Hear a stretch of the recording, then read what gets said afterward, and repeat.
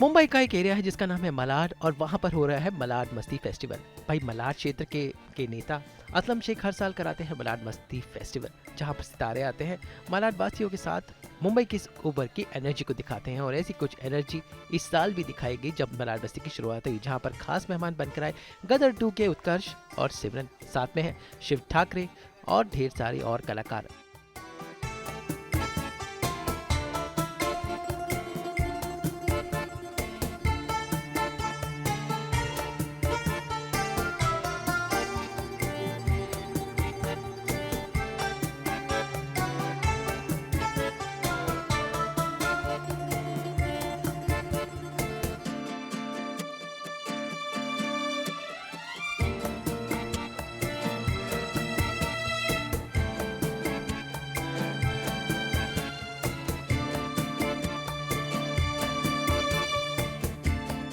भाई इन सब ने मिलकर यहाँ पर मलाड की एनर्जी को सबके साथ शेयर किया। तो ये थे नज़ारे मलाड मस्ती के जो सास बहू बेटियां पर खास हम समेट कर लाए हैं।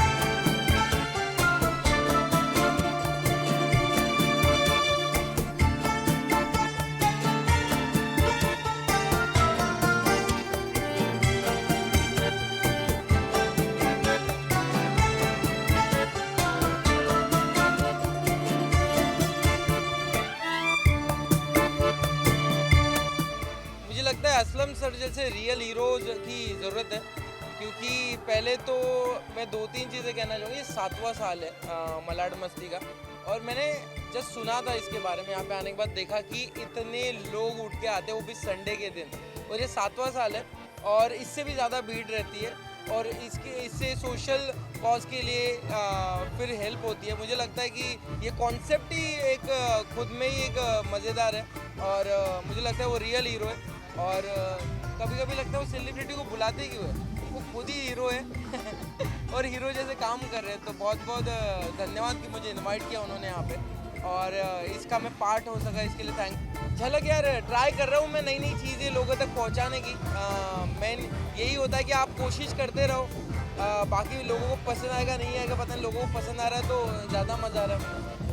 यार मुंबई में ना लोग जितने भागदौड़ करते हैं ना, उतने हर चीज़ में एक्टिव भी होते हैं। और आप देखोगे 60-70 इयर्स की आजी भी आपको बस के पीछे, लोकल के पीछे भागते हुए देखेगी। तो वो जो यहाँ पे जो एनर्जी है मुंबई में वो अलग है, ये सिटी का एनर्जी है वो। और कहते हैं ना कि यहाँ पे आने के बाद कोई भी भूखा नहीं रहता है, सपनों वाली नगरी है। तो यहाँ पे लोग भी वैसे ही है। यहाँ पे हर कोई आपको कुछ ना कुछ सिखा के जाता है। जैसे आप देख रहे हो कि इतने सवेरे इतनी बड़ी पब्लिक है यहाँ पे। और मुझे लगता है कि अगर संडे होता है तो कोई भी आलस कर लेगा, संडे ही तो मिलता है काम के लिए। बट इतने लोग वो मुंबई में हो सकता है, फिर वो दहंडी हो, गणपति हो, नवरात्र हो, हर कुछ मनाया जाता है। इसलिए तो कहते हैं कि सपनों की नगरी है अपनी। यार फैमिली जब भी आती है आपको सपोर्ट मिलता है, और फैमिली जब देखती है कि वो बड़े बड़े दिग्गज आपकी तारीफ कर रहे हैं। और आज ही तो मेरी फर्स्ट टाइम आई थी, फर्स्ट टाइम फ्लाइट में बैठ के आई थी। वो तो मैं बचपन से कर रहा हूँ, बट वो बर्तन वर्तन फेंक के मारते थे, इस बार नहीं मार सके। भाई आपको मैं क्या बताऊँ, मैं रोज उठता हूँ ना, कहाँ दर्द होता है। अभी भी मेरी वाट लगी पड़ी हुई है, बट ये होता है ना, कुछ अगर पाना है तो कुछ ना कुछ आपको मेहनत करना पड़ेगा, तो वो चल रहा है। थैंक। वैसे तो देखा जाए तो यार मुनव्वर तो वन साइड लेके जा रहा है। हाँ, बाकी तो एंटरटेनमेंट तो मैंने बताया, वो अरुण और तहलका था, तहलका शायद निकल गया।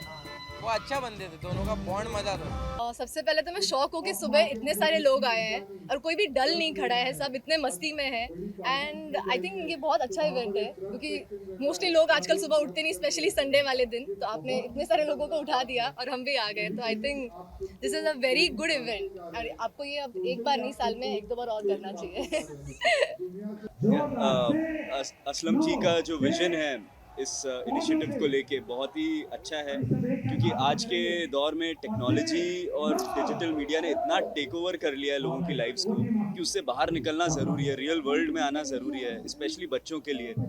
जो मतलब हम लोग फिर भी लकी थे कि हमारे जनरेशन तक मोबाइल उतना नहीं था, बट आज छोटे छोटे बच्चे आईपैड पे ही पूरे दिन लगे रहते हैं।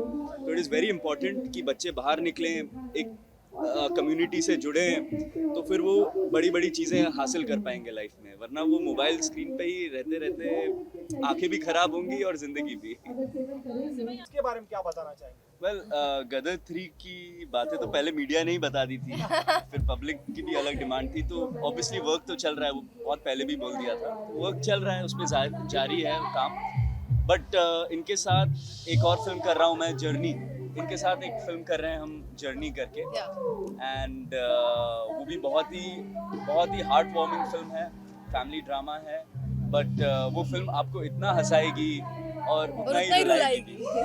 हाँ, एक डेजा वू सा हुआ कि हम वापस प्रमोशन में कहाँ से आ गए, क्योंकि अभी हम शूटिंग करके आए हैं जर्नी की, और अभी जीते मुस्कान थोड़े बैक एंड पे हैं एज कैरेक्टर, तो वापस वही मैं निकला गड्डी लेके बज रहा था और पब्लिक डांस कर रही है, तो एक सेकंड के लिए फ्लैशबैक तो जरूर वो शायरी फिर याद करनी शायरी डायलॉग याद करता हूँ।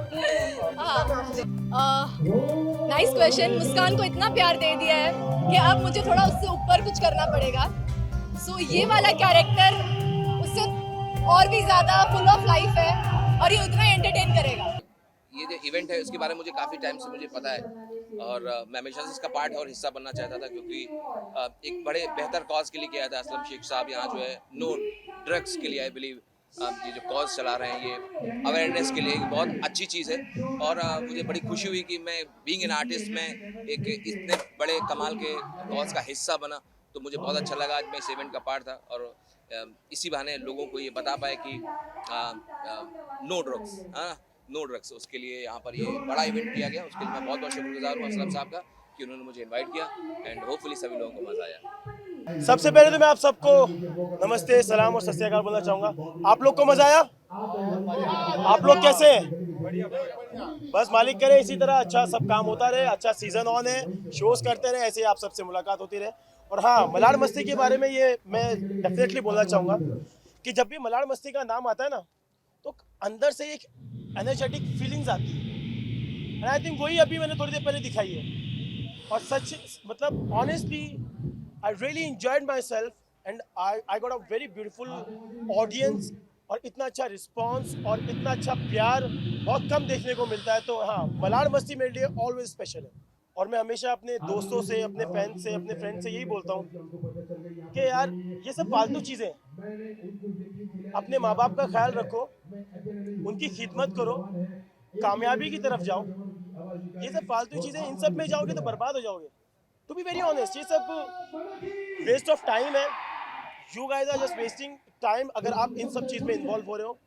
अगर आपको कामयाबी होना है, कामयाबी की सीढ़ी पानी है, तो मैं सबसे, मेरे जितने भी दोस्त हैं, मेरे जितने भी फैंस हैं, हमारे दोस्त हैं, हम सब, उन सब से रिक्वेस्ट करूँगा, अपने माँ बाप की खिदमत करो, कामयाबी पाओ, क्योंकि कामयाबी पाने का रास्ता अपने माँ बाप की खिदमत से ही जाता है। और ये सब drugs, cigarettes, alcohol and all सब आप अगर कर रहे हो, तो मैं आपसे रिक्वेस्ट ही करूंगा कि आप अपने माँ बाप के बारे में सोचो कि जब आपके माँ बाप को ये सब पता चलेगा तो उनके दिल पे क्या गुजरेगी। आपके माँ बाप ने मेहनत, मजदूरी, पता नहीं क्या क्या करके पैसे कमाए और आपको पढ़ाया है, और आप इस तरह आप उनकी मेहनत को वेस्ट कर रहे हो।